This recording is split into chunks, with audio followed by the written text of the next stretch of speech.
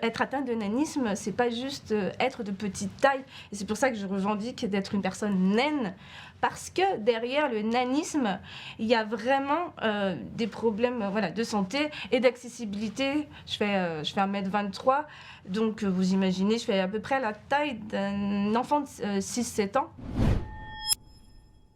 Moi, je dois tout anticiper dans ces problèmes d'accessibilité. Si je peux pas voir les panneaux à l'extérieur, imaginez, je fais 1m20, quand le métro est bondé, si je me retrouve au milieu de tout le monde, en fait, je vois pas les arrêts.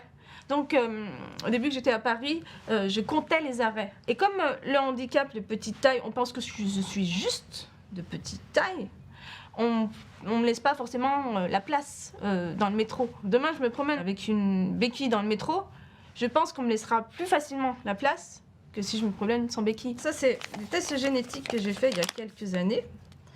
Et si moi, je dis demain, je suis de petite taille, je ne suis pas atteinte de nanisme, ça veut dire que je relie ça.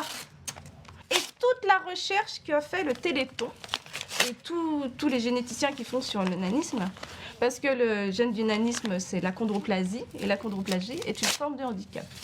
En tant que personne atteinte de nanisme, en fait, quand j'étais enfant, j'ai subi des moqueries et puis plus tard même des humiliations par des adultes. Je peux donner un exemple très précis. Quand j'ai habité 10 ans à Clermont-Ferrand, j'évitais de faire mes courses le mercredi parce que j'étais suivie par des petits êtres qui faisaient à peu près ma taille dans les rayons des magasins.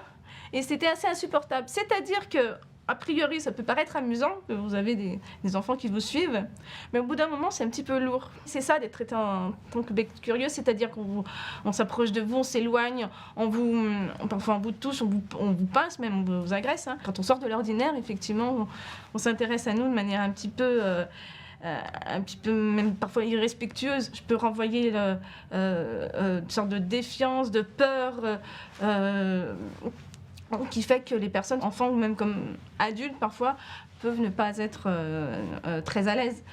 Et donc c'est tout ça qui fait que j'ai dû vivre avec le handicap et à chaque étape de la vie, anticiper pour mieux vivre au quotidien.